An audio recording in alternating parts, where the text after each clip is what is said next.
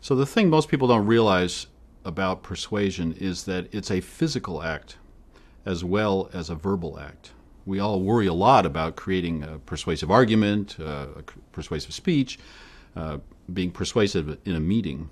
But in fact, it's physically important to think about how you're going to persuade somebody just as it is to think about the words you're going to use. And I had an example of this a few years back when I had a job interview. If ever there's an act of persuasion, surely it's a job interview. You're trying to persuade the other person to hire you, and the guy who's interviewing you may be persuading you to that it's a good place to work. So there's a lot of persuasion going on.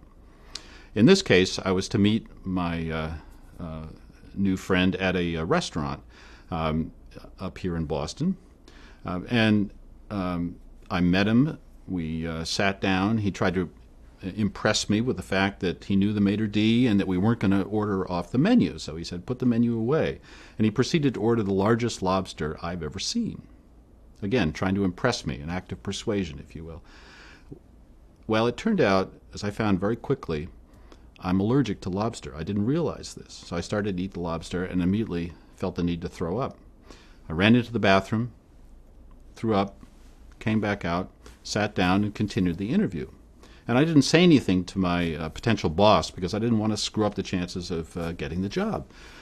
Pretty soon he noticed I wasn't eating any more of the lobster, and he said, "You're not eating your lobster." And so I had to take a few more bites.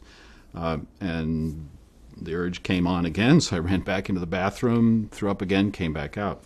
Well, this happened a couple of times until finally I destroyed enough of the lobster that he didn't worry about me eating it anymore, and I could move on to other subjects. So what I did was I started mirroring his body language, because we can't persuade somebody of any particular content, any particular argument, unless we're doing the same thing physically that they are.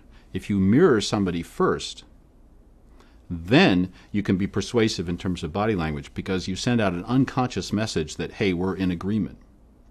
And so I actually got that job, and I think it was largely due to the fact that I mirrored my potential boss across the table, across the corpse of that lobster, so well that he wasn't aware that he was being talked into hiring me as a physical act just as much as it was a verbal act.